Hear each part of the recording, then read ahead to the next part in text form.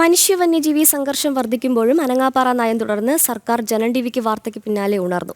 2023-24 വർഷത്തെ forest statistic report പുറത്തുവിട്ട് വനം വകുപ്പ്.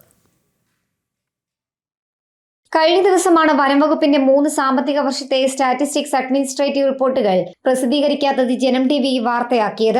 ഇതിന് പിന്നാലെയാണ് 2023-24 സാമ്പത്തിക വർഷത്തെ ഫോറസ്റ്റ് സ്റ്റാറ്റിസ്റ്റിക്സ് റിപ്പോർട്ട് അഡ്മിനിസ്ട്രേറ്റീവ് റിപ്പോർട്ടുകൾ വനംവകുപ്പ് പുറത്തുവിട്ടത്. മനുഷ്യ വന്യജീവി സംഘർഷം വർദ്ധിക്കുമ്പോഴും അനങ്ങാപ്പാറ നയം തുടർന്ന സർക്കാർ നടപടിക്കെതിരെ വിമർശനവും ശക്തമായിരുന്നു. കേന്ദ്ര സർക്കാർ കൃത്യമായി സാമ്പത്തിക വർഷങ്ങളിൽ റിപ്പോർട്ടുകൾ പുറത്തുവിടുമ്പോഴാണ് 3 സാമ്പത്തിക വർഷങ്ങളായി വിവിധ റിപ്പോർട്ടുകൾ സംസ്ഥാന സർക്കാർ പൂഴ്ത്തിവെച്ചിരുന്നത്. പുറത്തുവന്ന 23-24 വർഷത്തെ കേരള ഫോറസ്റ്റ് സ്റ്റാറ്റിസ്റ്റിക്സ് റിപ്പോർട്ട് പ്രകാരം വർദ്ധിച്ചു വരുന്ന വന്യജീവി മനുഷ്യ സംഘർഷങ്ങൾ പ്രതിരോധിക്കുന്നതിനായി കർശന നടപടികൾ വനംവകുപ്പ് സ്വീകരിച്ചു വരികയാണെന്ന് പറയുന്നു. വനങ്ങളിൽ നിന്ന് വിവിധ സ്രോതസ്സുകളിലൂടെ 261.04 കോടി രൂപ വരുമാനം ലഭിച്ചപ്പോൾ വനസംരക്ഷണത്തിനും വികസന പ്രവർത്തനങ്ങൾക്കുമായി 707.88 കോടി രൂപയാണ് സർക്കാർ ചെലവഴിച്ചതെന്നും റിപ്പോർട്ടിലുണ്ട്.